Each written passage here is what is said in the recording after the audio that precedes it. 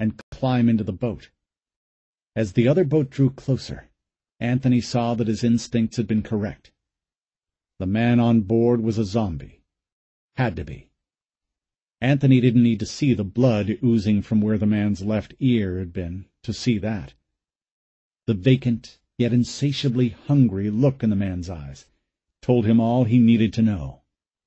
The zombie saw them at the same time Anthony spotted him, and for a moment the zombie seemed uncertain of what to do. Then he climbed over the seats, stood as far up in the bow as he could get, and extended his hands outward as he began to moan. The sound carried quickly, and as Anthony sat there behind the wheel, he could see heads popping up in the windows all around them. Soon, moan was answering unto moan, as the cries echoed back and forth. "Shit," Jesse said. "They're calling each other out." "Yeah," Anthony said, turning around slowly. He could see about 20 of the infected making their way into the flooded street, and what had been nothing but empty ruins moments before did not feel so empty any more. "We got to shut him up," Jesse said. And before Anthony could stop him, Jesse raised his AR-15 and fired a single round at the zombie on the boat. The shot hit the man square in the forehead and threw him back against the pilot's windscreen, his head falling back over his shoulders in a posture that made him look like an exhausted man, finally at rest. "What the fuck are you doing?" Anthony said, wheeling around on Jesse and pulling the gun from his hand.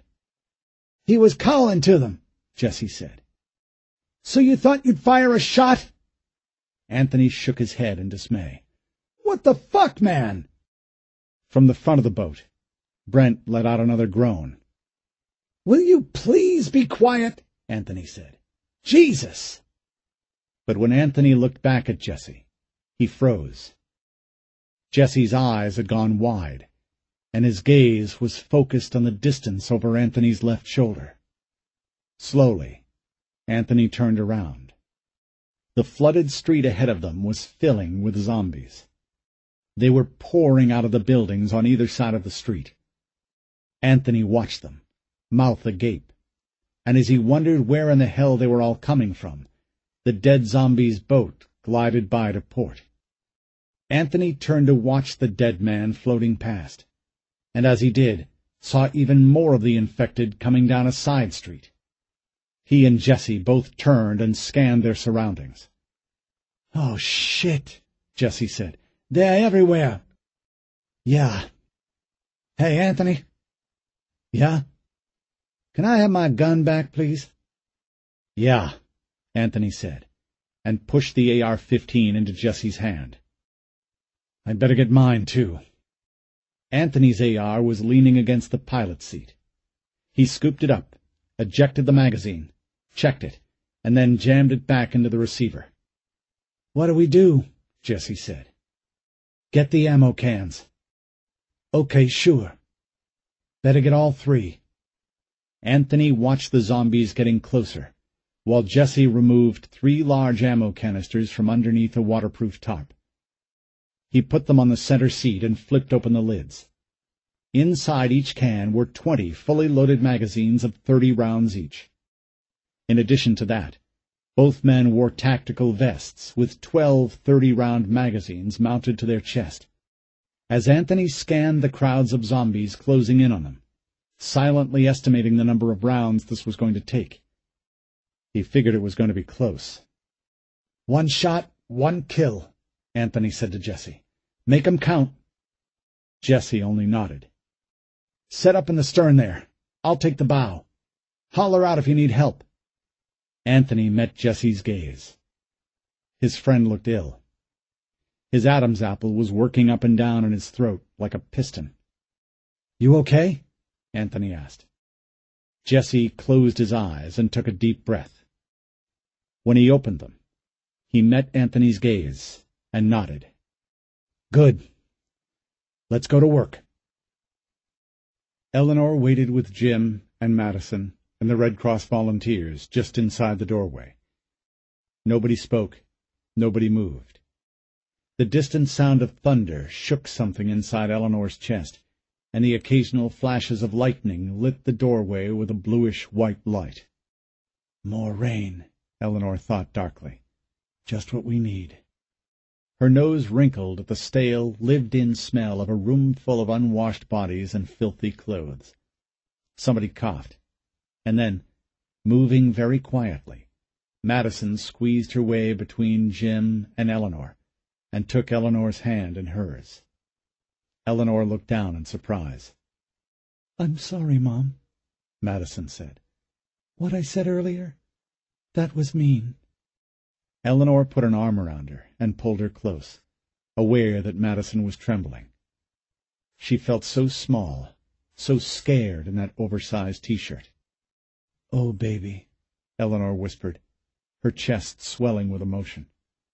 "I love you, Madison. I'm going to get us through this, I promise." But if Madison answered, her voice was lost in the commotion that followed. From outside on the balcony they heard Hank shouting. The next instant there was another loud, rolling crash. Not lightning this time, but the heavy, clanking sound of metal falling down a staircase, followed by at least 10 rifle shots. Eleanor pulled her pistol and held it at the low ready, her eyes on the doorway. "Sergeant Norton!" Hank shouted. Eleanor glanced at Jim and then at Madison. "I'll be right back," she said, and ran out the door. "Mommy!"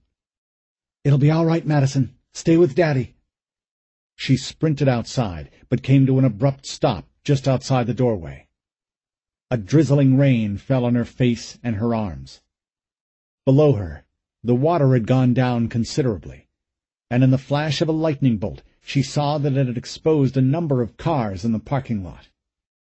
They looked like hippos in an African river, only the humps of their backs cresting the surface. A huge crowd of zombies was filtering between the cars, moving as quickly as their ruined bodies would allow. Glancing down the balcony, she saw that a small group of them had managed to pull down the barricade of furniture that Hank had assembled across the staircase. All but 2 of the zombies were dead now, their bodies draped over the furniture and the staircase railing like marionettes with their strings cut. But the 2 of them that were still alive thrashed around in the water, churning it into oily foam.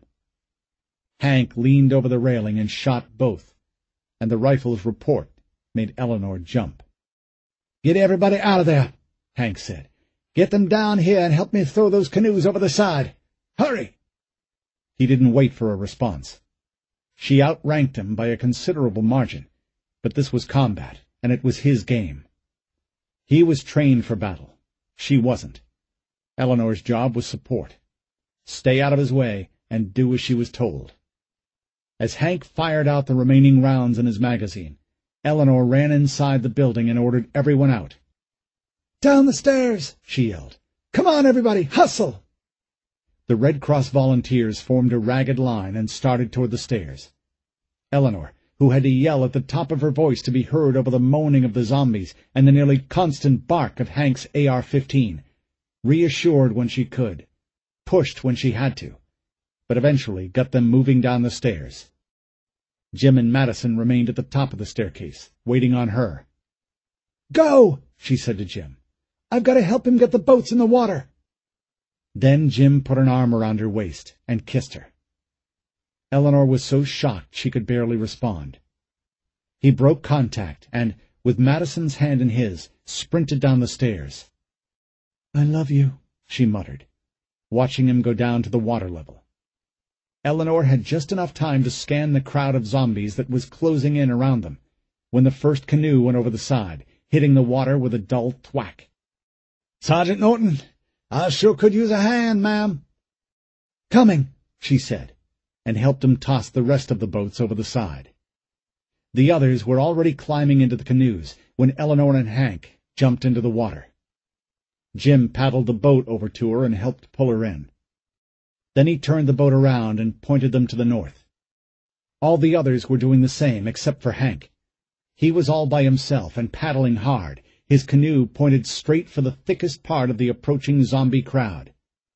"What are you doing?" Eleanor asked. Get in your backpacks, ma'am, and maybe thinning out this herd a bit. You get up front and help get these people going. I'll be right there with you."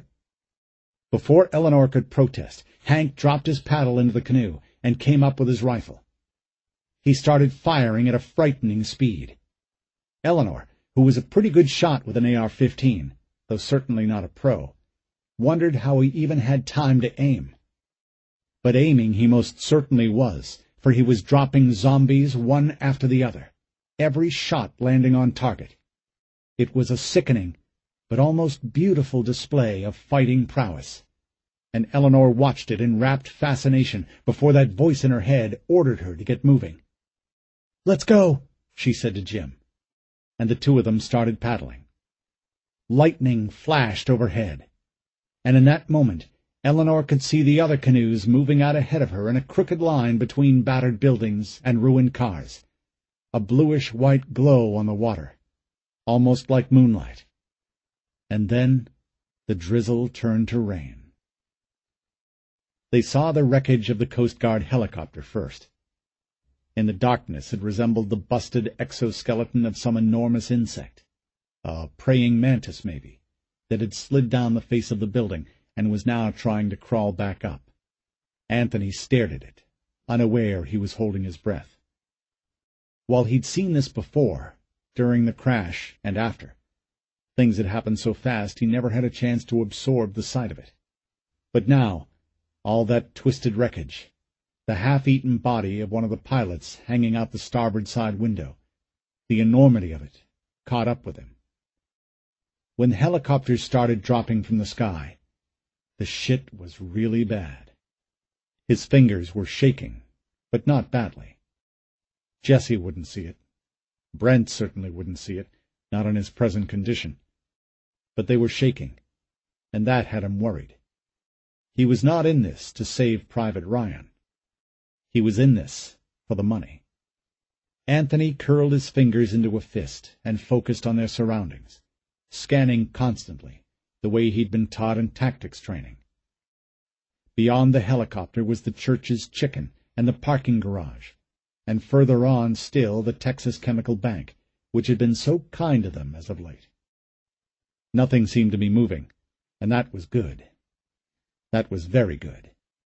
Gradually, the anxiety he had felt upon seeing the wrecked helicopter faded, and he was able to focus on the money. Thinking about it changed his mood considerably, and he was surprised to feel his mouth starting to water. $7 million were only a few feet away now. "Gonna leave this town," he thought, and in his head the words were almost a song.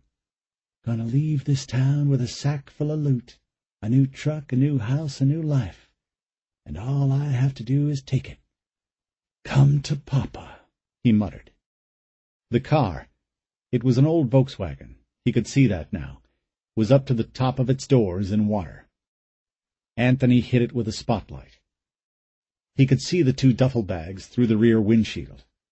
He wasn't sure if the water was subsiding for good, or if this was just low tide, but whatever the reason, they'd been lucky to find the money still here.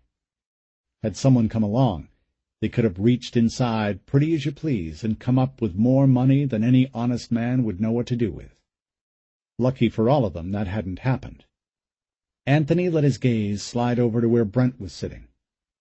He was rocking back and forth again with a steady metronome-like motion, muttering constantly. Anthony couldn't tell what he was saying, but he knew he didn't like it. That was going to be a problem right there, and it would have to be dealt with sooner rather than later. "Let Dad take care of it," he told himself. "Just get the money." He turned around to Jesse as he took off his tactical vest. "Here," he said. "Take the wheel for a sec. I'm going to go get us started on our retirement plan." Jesse beamed a huge smile. "Now you're talking," he said. The boat was turning in a slow pirouette as it came out of the rain. At the sight of it, everyone went quiet. The low murmurs that had marked most of their journey through the flooded landscape disappeared, and all eyes turned forward. One by one they drew their paddles up into their laps. almost as if they were working off the same mental circuit, and stared as the gruesome spectacle drifted past. Eleanor thought it was cutting across their line when she first saw the boat. The gray, fog-like rain distorted her senses that way, made depth perception almost impossible. But she saw the truth a moment later. The boat was a derelict, floating aimlessly on the current. And inside the boat was a man, seated against the pilot's windscreen, his face tilted up toward the sky, his dead, unblinking eyes filling with rain. There was a bullet in his forehead, and when he came up even with her, Ellen closed her eyes and turned away. "You ready?" Jim asked her. Earlier, Hank had managed to retrieve their backpacks, and Eleanor had slipped into a yellow raincoat and an Astros baseball cap. The rain sizzled on her hood and drained in curtains from the cap's bill. Peering through the rain, she saw Madison and Jim huddled beneath a blue plastic tarp, looking back at her. "Eleanor, you ready?" "Yeah," she said. "Let's go." They were the 8th canoe back from the front, placing them roughly in the middle of the pack. Hank was out in front with his AR-15, taking the point position. Nobody had argued. 2 of the Red Cross volunteers near the back had shotguns. Hank said the scatterguns would work best covering their rear, especially as one of the Red Cross volunteers was a retired Marine who had fought in Afghanistan during the war. The volunteer's name was Frank. He was in his 60s, she guessed, white-haired, but his belly was still flat as a board, and he spoke with an accent that sounded as if he was from Maine or Massachusetts or one of those states up east. Having spent her entire life in Texas, Eleanor really didn't know and didn't care about the difference in New England accents. They were all just Yankees as far as she was concerned, and they all sounded like Kennedys to her. Still, she'd seen Frank kill 3 of those zombies with a shotgun shortly after they fled the Meadow Lakes Business Park, and Yankee or not, the man knew how to carry himself in a fight. She felt good with him back there, watching their tail. She was watching the empty windows on the building to their right when Hank whistled. It was a quick, short sound, like one hunter might use to call to another in thick brush. Eleanor turned forward, and at the same time heard the old ladies in the canoes between her and Hank start to gasp. There were dead bodies in the water. Lots and lots of them. They looked like driftwood floating in the current. One corpse bumped against the front of their canoe and rolled over onto his back. Madison uttered a high, piercing scream. "Madison," Jim said, and pulled her close, hiding her face in his chest. Eleanor nodded her thanks to him, and then looked down at the dead man. He was Hispanic, probably in his late 30s, a little overweight, with scabbed-over scars all over his arms and neck, as if he had thrashed his way out of a tangle of barbed wire. But there was no question what had killed him. A large-caliber round had entered his head just above the line of his eyebrows. The exit wound had blown the top of his head open. 3 large sections of his skull clung to his scalp like continents trying to break apart. It gave his head an impossibly stretched and distorted look, like something glimpsed in a funhouse mirror, and Eleanor had just enough time to process that all the gooey inner matter had seeped out of the skull cavity before she turned away, her stomach in her throat. But there was nowhere to look that didn't show her more of the same. The bodies were everywhere. There were literally hundreds of them. Hank had turned around and was now paddling up beside them. "You ever watch them shows on the History Channel about the Civil War?" Hank asked Jim. Jim, who looked as ill as Eleanor felt, and still held Madison against his chest, shook his head. "I like watching them shows," Hank went on, apparently oblivious to Jim's discomfort. "I saw this one about the Battle of Chickamauga. They said 10,000 soldiers died there in one day, most of them while fighting hand-to-hand in the Chickamauga River. The water was supposed to have turned red by the end of the day's fighting. Kinda looks like what we got here, don't it? He laughed to himself, but there was no insanity behind it. It wasn't that kind of laugh. It was, rather, the sound a man makes when he thinks he's seen enough, been asked to do too much, and then is forced to do a little more. He laughed like a man who had been worn down to the nub, but who refused to quit. "Sergeant Norton," he said, turning to Eleanor, "what you want to do, ma'am?" Eleanor opened her mouth to answer, but then closed it again. There was something moving up ahead, at the far end of the street near the church's chicken sign. "Hold on a sec," she said, and reached into her backpack and took out her binoculars. "What is it?" Hank asked. The first thing she saw was the wrecked Coast Guard helicopter, and it made her gasp. It had evidently crashed into the side of the building and tumbled down it. She could see first one, then two more dead bodies inside the helicopter, all of them still wearing their flight gear. Then she focused the binoculars on a small, dark-colored bass boat that was about 50 feet in front of the helicopter. A handsome younger man she didn't recognize was behind the wheel. Another man, who looked disturbingly like a younger version of her boss, Captain Mark Shaw, was sitting in the front of the boat, rocking back and forth as if he was shell-shocked, an emotion that, at the moment, she felt she understood quite well. A third man was in the water, trying to force open the door of a flooded car. As she watched, the man finally got the door open and reached inside. He came up with a large black duffel bag and handed it to the good-looking man behind the wheel, who took it and tossed it absently into the back of the boat. The man in the water was wearing a mask, but even with that covering his eyes and nose, Eleanor could tell right away who it was. "What is it?" Hank said again. "That's Anthony Shaw," she said, handing him the binoculars.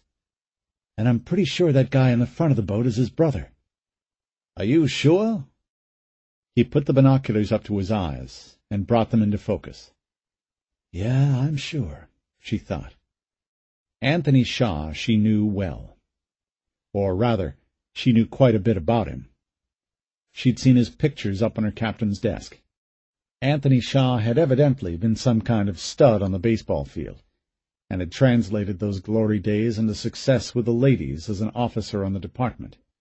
Shortly after she'd moved to the travelers' unit, Eleanor had befriended a pretty young patrolwoman named Megan Weber, who was temporarily on assignment to sex crimes. Once she'd grown out the little boy haircut they make female cadets wear while at the academy, Megan had turned into a knockout with a little waist and big boobs and a smile that made every man in the room forget what they'd been talking about. But she was nice, too. Good people, as Eleanor's dad used to say. And Eleanor had taken an instant liking to her, even though she was 10 years younger. But Megan, like several other female officers her age, had fallen hook, line, and sinker for Anthony Shaw, who of course wasted no time getting into her pants. Eleanor warned her about hanging out with SWAT guys. "They're cute, they're built like gods, but they're just man-whores," she'd said to the star-struck girl, and even as she said it she knew Megan wasn't listening. Not really. Well, Megan hadn't gotten pregnant, and she hadn't gone all Fatal Attraction on him and gotten herself kicked out of the department. Nothing as melodramatic as that. But she had gotten her heart broken. Anthony Shaw asked her to get a friend they could, in his words, throw into the mix. She told him she didn't want anything like that in their relationship, and he'd simply said, "What relationship? We're just fucking here." And that was that. Cops gossip worse than grocery store magazines, and soon word got around that Anthony had kicked her to the curb. As was always the way with working in the boys' club that was the HPD, Megan had been branded an easy lay, and Anthony went on about his business, able to proudly boast, "Yeah, I tapped that." It made Eleanor sick sometimes, thinking about it.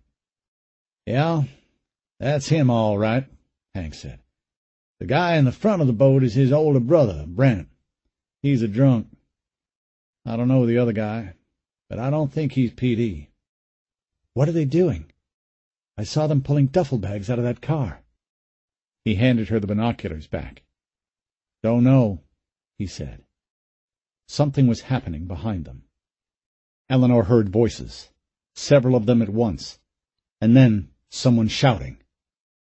She and Hank both turned around at the same time, and they saw Frank, the retired Marine, leveling his shotgun at a clumsy figure approaching them in the water.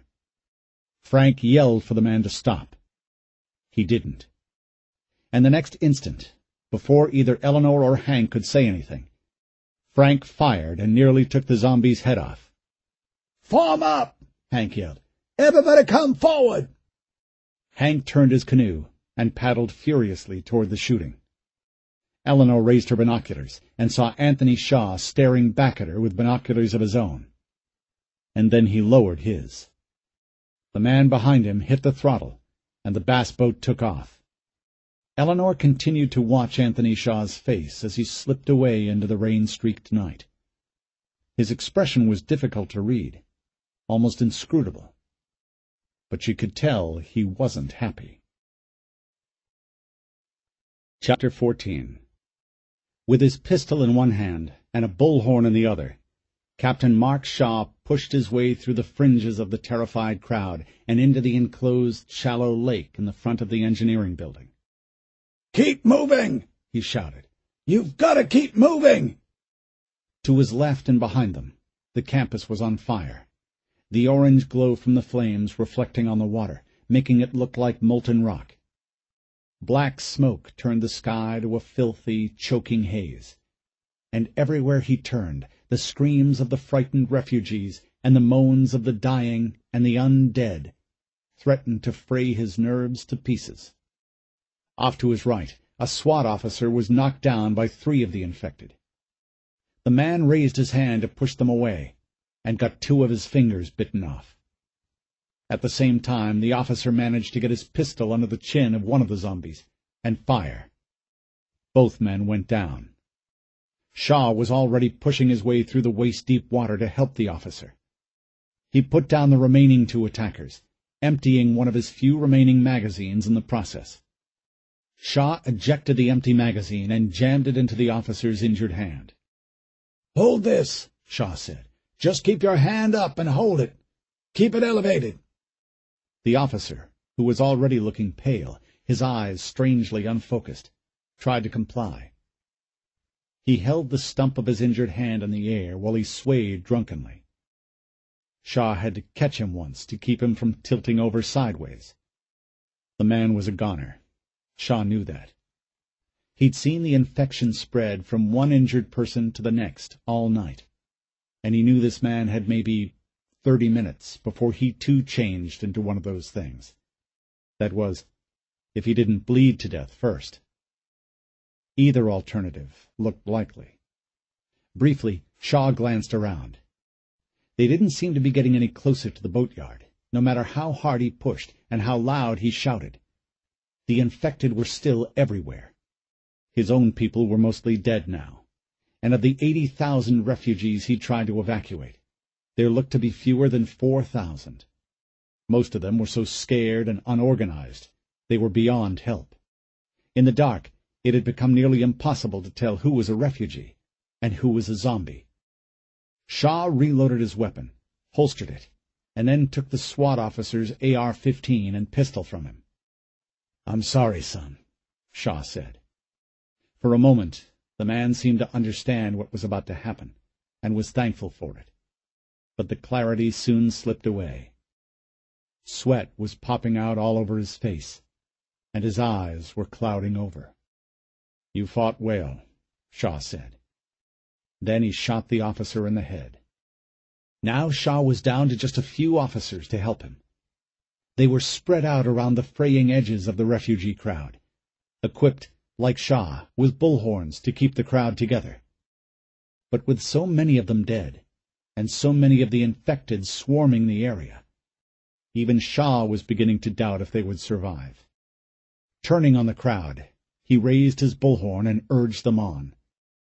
"Keep moving forward! Everybody move to the sound of my voice!" He had been yelling all night long, and his throat was raw, his voice hoarse, but he kept on. All they had to do was get through the gap between Melcher Hall and the engineering building, and they'd be at the boatyard. If they could just make it this last short distance, they might escape. "Keep moving, everybody! Officers, keep your edges tight! Watch your flanks!" The north side of the engineering building was on fire. Through the smoke and flames he saw a man stumbling toward him in tattered clothes. He had what looked to be grass in his hair. He was dragging something, a piece of sheet metal maybe, possibly a board. But he wasn't moving right. He seemed to stagger and lurch. Shaw raised the AR-15 to his shoulder, but didn't fire. Perhaps the man was another refugee, only injured, not infected. But then more shapes resolved out of the swirling smoke behind the man, and Shaw knew. They were in trouble. He circled around in front of the refugees from the shelter and yelled for them to hurry, waving his arms in a huge circular motion like an enraged traffic cop. "Come on, people! Let's move it along! Come on, move it! Keep going!" Exhausted men and women and children slogged through the water, shuffling past him at an aggravatingly slow speed. He wanted to grab them, throw them where he wanted them to be, but he could tell from their slackened expressions that they'd been all pushed past their breaking point. Most of them were only a few steps from falling over and quitting. "Keep moving," he said again, but without the anger this time. From behind him, the zombies started to moan. He turned and saw the zombie who had been dragging the sheet metal emerging from the flames. His back was on fire, and yet he seemed completely unaware of the pain. Shaw raised his AR-15 and emptied the magazine into the approaching zombie crowd. Then he slung the rifle over his shoulder, got his bullhorn and yelled, "Get some more officers up here! I need somebody to hold this gap!" The water was up to his armpits here in this part of the courtyard, and he glanced up. Daylight was an hour away at least, but as the dawn approached, so did high tide. The water was getting deeper. Slowly but surely, it was getting deeper. "That'll make moving difficult," he thought. "But it'll make it hard for these zombies, too. And it'll make getting out of here on the boats easier, too. If we can ever get there." But that was the thing. Getting out. It had seemed like such an easy thing yesterday afternoon.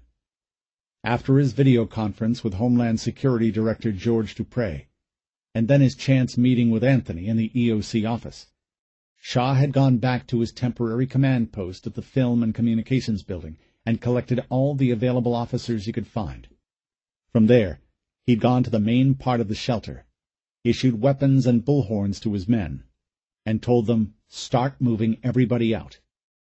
"We are evacuating immediately," he said to the crowd, most of whom hadn't slept in 2 days, or eaten in longer than that, and so could barely lift their heads to hear him. "Take only what you can carry." He'd gone from bunk to bunk then, rousting people, pleading with them to hurry. But everywhere he went he passed the sick and the disabled, and they couldn't move, no matter how much he pleaded. A few had family, and they were the lucky ones. There would be somebody to carry them, care for them. Most, he knew, would be left behind. The first attack came while he was still trying to get people out of their bunks. He had 2 of his SWAT snipers posted along the east wall of the building, and they sent up the hue and cry that they had a large group of zombies gathering just outside. Unable to take his preferred route straight down Wheeler Street, Shaw ordered the building evacuated. He and his officers directed the refugees out the west doors, but it couldn't happen fast enough. Zombies overran the SWAT officers along the east wall of the building and poured into the building. A blind panic took over then, with refugees pouring out windows and knotting together in doorways, crushing each other even as the screams and moans grew louder at their backs. Shaw had no idea how many thousands must have died in that first onslaught. He'd run out of the building with everyone else, shouting and pushing and kicking to keep people from running back into the path of the zombies. But once the refugees hit the water, their panic reached a fever pitch.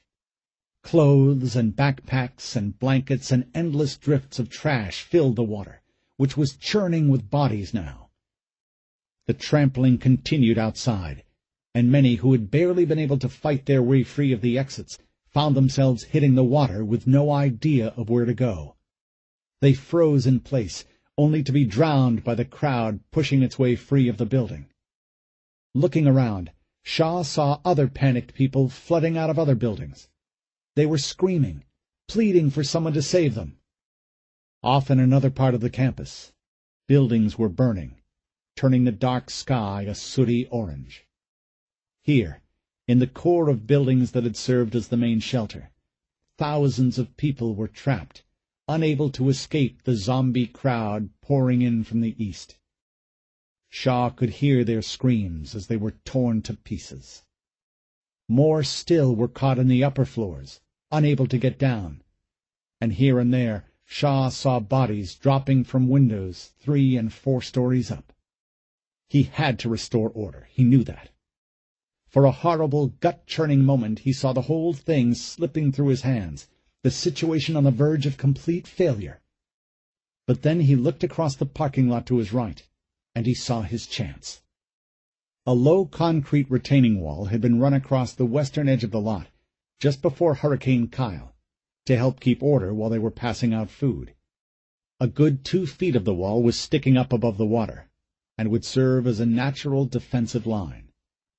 He called for every officer with a rifle to set up behind the wall, while he ran up and down the lines of panicked survivors, telling them where to go. Once the officers behind the wall started shooting, the sound of gunfire became almost continuous.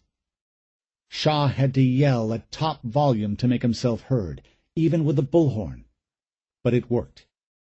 He managed to get the disorganized crowd to push south through the campus. He himself brought up the rear. In the hellfire glow of the burning buildings, he looked back and was about to raise the order for his men to fall back when they were overrun. Zombies in tattered clothes, their faces vacant and yet somehow wild, too, clawed their way over the HPD's best fighting men. Men Shaw knew personally were torn to pieces before his very eyes, and all he could do was watch with a mounting sense of stunned horror. But he didn't quit. He pushed on, pleading with the survivors to move along. He fought the tightening ring of zombies pouring into the campus and rising up from the ranks of fallen. Until daybreak. High tide was coming in. And still he hadn't been able to get his charges to the boats. Had he really come this far to fail now? He refused to believe that. They were close, he told himself, and he allowed a spark of hope to fire inside his chest. Just around this building. That's as far as these people had to go. They get there, and they just might live through this. In fact, many of the remaining survivors were already around the last corner. A few of his officers were there already, too, using their bullhorns to coax people forward into the waiting boats. He could hear their shouted orders even now. "Keep moving, everybody!" he yelled. "You're almost there! Keep moving!" Screams erupted from the back of the line. Shaw ran that way and saw the zombies had overtaken a few of the more exhausted survivors. He threw his bullhorn down, got a pistol in each hand, and started shooting as he backed up, yelling over his shoulder for the crowd to keep on moving. Then he rounded the corner and entered the boatyard, and his heart sank. The scene was complete bedlam. They had collected hundreds of ski boats and fishing boats and everything else they could find that floated, but the yardmaster had been unable to position the waiting craft in any sort of orderly way. They were spread out at random over what had been the student parking lot along Calhoun Road, clustered together like a redneck yacht club at anchor. And the ragtag survivors were pouring over them in waves, crowding into the boats closest at hand, capsizing several in the process, while the others, farther off, went unoccupied. His few remaining officers were desperately trying to maintain order, to keep the people moving forward, but there were just too many panicked refugees and not enough officers. Once again, Shaw saw it all slipping through his fingers, all control lost. A noise, like a low rumble coming up from beneath the screams of the panicked survivors, made him turn his head to the east. The sun was coming up now, spreading a smoldering orange and copper-colored glow across the water and the windowless buildings. The water looked as if it were on fire, and through that molten sea flowed hundreds upon hundreds of the infected. And when their moans reached Shaw, a sound that was part laugh and part groan escaped up his throat. Anthony, Brent, and Jesse had seen the fires from a long ways off. At first glance, the campus had looked like a mad streak of flame and soot across the sky. But from close up, it was a different sight entirely. Anthony Shaw cut the engines and simply stared, open-mouthed, at the destruction that lay before him. The campus had been changed considerably by the storm damage and by the occupation of 80,000 refugees. But that alone did not account for this. As a kid, Anthony had seen plenty of movies about the apocalypse. The Postman, all the Mad Max films, 12 Monkeys, George Romero's zombie films, and countless others. And what he was looking at now, the ruined skyline of the campus, backlit by flames and the rising sun, was so much like that. The destruction was so complete, so indiscriminately savage, that it simply boggled his mind. "Anthony, this isn't good," Jesse said. "Is Dad okay?" Brent said. Both Anthony and Jesse looked at him. It was the first time he'd spoken since earlier that night. "I don't know," Anthony said. "What's your plan?" Jesse asked. Anthony thought about that. In the distance, he heard what sounded like screaming and possibly gunfire. When he closed his eyes, it almost reminded him of the sound of a Friday night football game heard from a long ways off. That was probably where they'd find his father, who would no doubt be trying to get all the survivors down to the boatyard. That had been the plan before they left, and it didn't seem likely that his father would have given up on it. Not the great Captain Mark Shaw. He never gave up on anything once he set his mind to it. "I want to head east down I-45 over to Spur 5. From there we'll head south and come up along the boatyard." "And then?" Jesse asked. "I don't know, Jesse. I really don't know."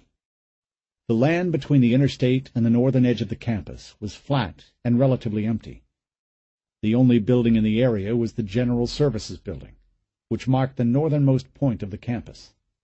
And once they rounded that, they were faced with open water. But Anthony resisted the urge to give the boat full throttle. With the water only now starting to rise again, there were still numerous hazards, such as submerged walls and the roofs of cars and trucks, lurking only inches below the surface. Every now and then he could feel the hull glancing off something out of sight, or scraping over the roof of a car, and the last thing he wanted was to rip the hull off the boat because he was in too big a hurry. It took 15 minutes to cover the distance down to the boatyard, but they knew they were headed into trouble even before that. They could hear the screams and see the panicked rush of bodies clambering onto the boats. "Oh, my God," Jesse said. For a long moment, neither of the others spoke. Brent was watching the crowd, his head slowly shaking back and forth as though he couldn't believe it. And when he turned back to Anthony, his face was pale, his eyes overly bright, as though he was about to cry. "Where's Dad?" he asked. Anthony looked at his older brother, and then raised his binoculars and scanned the crowd. He recognized several officers on the edges of the crowd. They were doing everything they could to get people to move forward into the unoccupied boats, but they were fighting a losing battle. He kept the binoculars moving over the crowd, but when he reached the southernmost edge of it, He froze.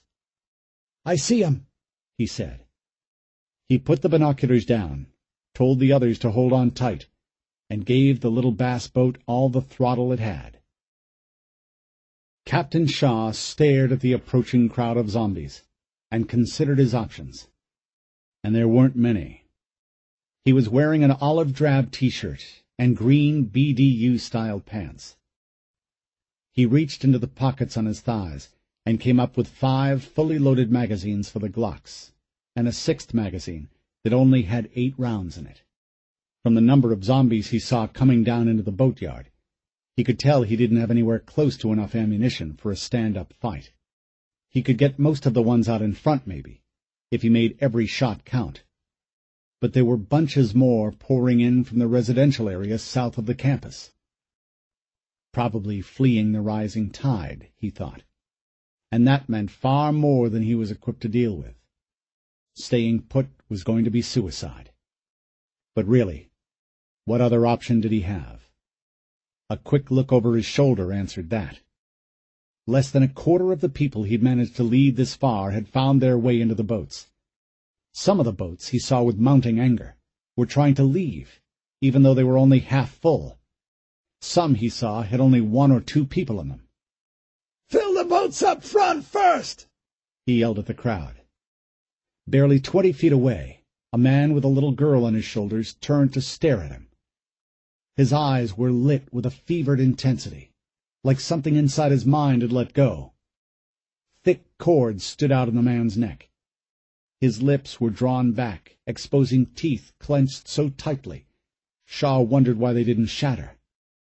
The man made some kind of inarticulate reply, and Shaw made to rush him, to grab him by the shoulder and spin him around and push him toward the front of the boatyard. But then he saw the look on the little girl's face. It wasn't fear. She looked dazed, her mouth slack. Her eyes had a glazed vapidity to them that made him slow, then stop, his head shaking from side to side very slowly. "Go on," he said, not yelling any more. Then he turned back to the advancing zombie crowd. The wind shifted as he did, and he caught the sickly, sweet stench of open sewage mixed with gasoline and mud and rotting flesh.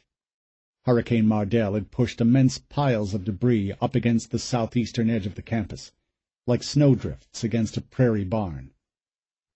The zombies wouldn't be able to get through and come around on his right flank. They'd be forced by the walls of trash to veer more and more to the east, toward the highway, where the ground sloped away so much that, in places, the water was 40 feet deep. Maybe, he thought, he wouldn't need to kill them all to have a chance. If he could set up on a point along that wall of trash, he could direct fire into the crowd and maybe force the zombies into deep water, where they'd drown. It was as good a plan as any, he decided, and loaded fresh magazines into both pistols. He waded back toward the trash wall, right into the middle of the first few zombies to make it down to the boatyard, shooting them as he went. He had made it most of the way to the wall when he heard the whine of a boat motor at full throttle coming up on his left. Shaw turned, and at first he thought he was looking at one of the refugees who had managed to get one of the boats running and was now tearing off in blind panic. "The damned fool's headed the wrong way," he thought, and then stopped. "That's Anthony driving that boat. Holy shit, that's my boy!" The zombies were closing in on him. But even as he shot 2 of them, a wide smile spread across his face. He let out a wild rebel yell, watching the boat as it swung toward him. "That's my boy!" he shouted. He was delirious with excitement now. All the exhaustion of the preceding night seemed to slip away from him, and at that moment he felt like his lungs had finally started to work again. Great waves of air rushed into his chest, filling him. Yes! But then the smile faded. They were slowing down. Shaw watched, dumbstruck, as Anthony slowed the boat to a stop. They were less than 30 feet from the nearest zombies, and they were stopping. What the... And then, Anthony was forcing Brent over the side of the boat. "What are you guys doing?" he yelled. "Jesus, what are you doing?" Brent was trying to claw his way back into the boat, but Anthony was pushing him away with a rifle. Brent looked as wide-eyed as the man who had been carting the little zombie girl around on his shoulders, maybe even worse. And then Shaw realized, no, Anthony wasn't pushing Brent away with the rifle. He was trying to give it to Brent, to make him take it, and a small black duffel bag, too. "Get back in the boat!" Shaw called out to him. "Get back in the boat now!" But Anthony was already pushing away. His eyes were fixed on Brent, but he was motioning wildly toward Shaw. And Shaw could hear his younger son yelling, "Get him that rifle! Help him!" The next instant, Anthony was behind the controls again, the throttle buried as the boat sped into the middle of the zombie crowd, plowing over bodies with reckless speed. Brent turned around, holding the AR-15 across his chest like a young girl does her schoolbooks, visibly trembling in the waist-deep water. He looked around at the zombies shambling toward him, and a sickening cry escaped his throat. "No!" Shaw said, and ran that way. "Holy fucking shit, Anthony!" Jesse said, looking over his shoulder as Anthony steered the boat away from his father and brother. "What in the hell are you doing? You just left him back there!" Anthony turned the boat hard to the left, making a wide swath through another crowd of zombies. Their bodies folded under the boat with a series of loud, wet thuds, and when Anthony turned back to see what he had done, the water was thick with twisted, deformed corpses. He turned the boat yet again, this time back toward the boatyard, and backed off the throttle. "What are we doing here, Anthony? What about your brother?" "He'll be all right," Anthony said, and for a moment the image of his brother's terrified face as Anthony forced him over the side both angered and worried him. But he shook the doubt away. He told Brent to get the rifle and the ammo to their father. Brent had understood what to do. Anthony was sure of that. "Get those gas cans," he said to Jesse. "We're going to make another pass through that crowd. You just make sure you get that stuff poured out into the water." "You're not gonna—" But Anthony wasn't listening. He was already laying into the throttle, rocketing the boat forward. "Oh, shit," Jesse muttered, and moved to the back of the boat where they kept the extra fuel. Holding onto the gunwale with one hand, he put the first of the plastic gas cans between his knees and unscrewed the cap. "You ready?" Anthony said. "Yeah, go!" Anthony turned the boat again and accelerated into the main body of the approaching zombies. He started to turn the wheel sharply back and forth, kicking up a huge wake that knocked many of the zombies off their feet. "Do it!" he yelled at Jesse. "Dump it all!" When they had emptied all 5 gas cans, Anthony sped down to the eastern corner of the rec center, slowed to a stop, and turned to face the zombies. There were hundreds of them now. Their moaning had become so loud it drowned out the shouts and gunfire from the boatyard. "Hand me that flare gun," he said to Jesse. Jesse got the gun out of the storage compartment under his seat and handed it to Anthony. "You think this'll work?" he asked. "Only one way to find out." But Anthony was pretty sure of himself. Between the oil and the chemicals that were already in the water from the refineries down south, and all the gas that had been spilled when the yardmasters were getting the shelter's impromptu fleet ready to go, and the gas they had just put down, the water might as well have been a field full of kindling. He raised the flare gun and fired a skipping shot over the water, igniting a trail of fire like a torch dragged through dry grass. But the flames dimmed, and then seemed to die out completely. Anthony watched it with a sinking feeling in his chest, and then he hung his head and let out the breath he'd been holding. He glanced back at Jesse, expecting to see his own dark sense of failure staring back at him.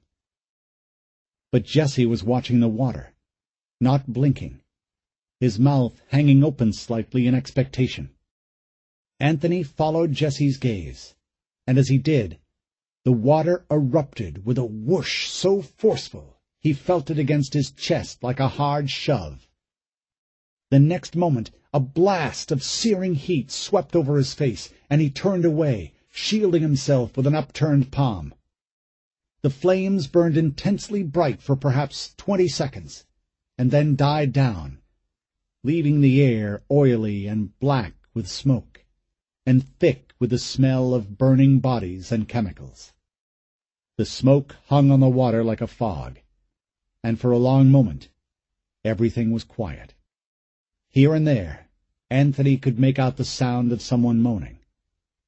A few zombies, their hands blackened, the skin peeling away in charcoal-like clumps, reached for the boat as it glided silently by. But most didn't move. They floated on the garbage-choked water, burned and dead, in such numbers that it left Anthony speechless. "You did it, man!" Jesse said.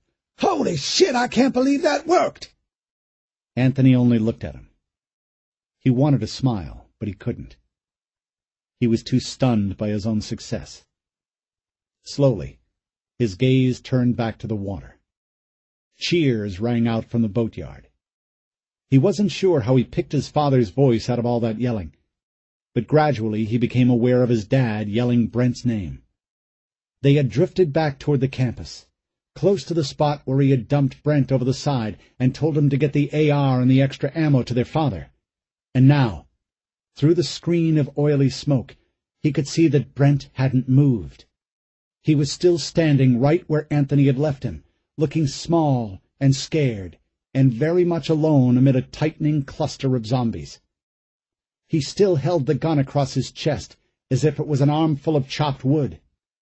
Another 30 or 40 yards beyond Brent, Anthony saw their father, his face twisted with rage and fear, running toward Brent. He was yelling his son's name, screaming for him to fight. "Why won't he move?" Jesse said. "Brent!" Anthony shouted. "Shoot them, damn it! Shoot them!" Brent lifted his head, as though he had heard the sound of someone speaking to him, but not caught the sense of it. And that was when one of the zombies fell on his back and pushed him down onto his knees. Brent let out a shriek and popped up again, but without the AR. "Brent!" Anthony cried, and jumped out of the boat. He ran toward his brother. Anthony pulled his pistol and fired into the crowd of zombies swarming around Brent. The zombies' touch had turned something on in Brent's mind, for as soon as he got back on his feet, he started running. He was moving more quickly than Anthony had ever seen him move, and he was headed straight for the deep water near the base of the freeway. "Yes," Anthony said to himself. "That's good. Keep going." Then, more loudly, "Keep going, Brent! Run!" But he didn't make it far. As Brent was running, one of the zombies managed to grab onto the back of his pants and hold on. Brent punched and slapped at the zombie, twisting one way and then the other, but he couldn't break the hold, and the next instant the zombie was on him. 2 others closed in. Anthony fired and hit one of the zombies in the shoulder, but didn't stop it. And that had been his last round. The slide was locked back in the empty position, the gun useless. Anthony holstered it and sprinted that way, and as he neared them, he could hear thudding blows and the sound of his brother screaming. Brent Shaw, who was a full 6 inches taller and 80 pounds heavier than any of his attackers, was getting pushed and pulled between the zombies like a kitten caught in a 3-way dogfight. The zombies snarled and snapped, slashing at him with their teeth and nails. Brent's body jerked and flopped without any sort of control. It took Anthony less than 10 seconds to close the distance, but in that time the zombies shredded Brent's clothes and laced his bare skin with cuts and bites. Huge runners of blood ran down his chest and over the swell of his white belly, and all the while his face grew ever paler. "Brent, no!" Anthony shrieked. "No, no! Brent, hold on!" Anthony grabbed one of the zombies and threw it off his brother. One of the other two reached for him, but Anthony was able to bat the zombie's hand away and push it down into the water. The third never took its dead stare off Brent. It continued to slash and tear at him, even as Anthony punched it in the back of the head.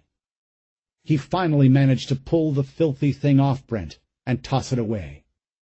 When he turned back to check on his brother, he saw their father was already picking him up in a fireman's carry and taking him away.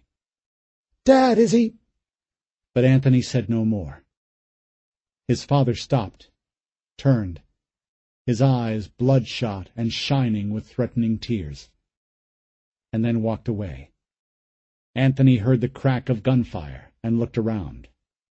He felt disconnected, lost, mentally numb. And he barely registered that Jesse was leaning over the gunwale of their boat with his pistol, shooting the few remaining zombies before they could reach the spot where Anthony was standing. To Anthony, the sounds of the shooting and the moaning and the noise of the refugees trying to climb into the boats had taken on a strange, muffled quality, and it occurred to him that he had grown used to it. "What a strange thing to think at a time like this," he thought, "with your brother dying over there. That's your fault, you know. Yours and yours alone." "No," he said aloud. "No. All he had to do was fight. Or get to Dad and let him do the fighting. That's all he had to do." "But he wasn't made for that," the voice inside his head insisted. "You knew that, and you let go anyway. You let him down, and you let Dad down." "It wasn't my fault," Anthony said. But the words tasted rotten in his mouth. He saw his father and his brother then. Mark Shaw had put Brent on top of a white brick wall, and even from a distance Anthony could see his brother's chest covered in blood. It was rising and falling rapidly as he fought for air. He was turning his head from side to side, like a man trying to ward off a fever dream. Mark Shaw was sitting in a boat just a few feet away. His chin was resting on his chest. His mighty shoulders drooped with exhaustion and grief. He had his elbows on his knees and a pistol in his hand. He hardly moved. "When the time comes," Anthony thought, "he'll have to be the one to put Brent down. Despite all his grief, despite the weight of everything pressing down upon him, he'll be the only one strong enough to do it. I could never. Never." "I'm sorry," he said. "Brent, I'm so sorry." Chapter 15. Just before dawn broke over the flooded ruins of Houston, a small flotilla of canoes lay anchored in the shelter of a park pavilion, waiting for daylight. A light rain was falling on the metal roof above them, and for the moment the world seemed peaceful. Eleanor, Jim, and Madison shared a breakfast of MRE cheesy mac and reconstituted eggs and smoky franks, though only Eleanor appeared to actually enjoy the meal. Eleanor had been able to vary her diet during the past few weeks.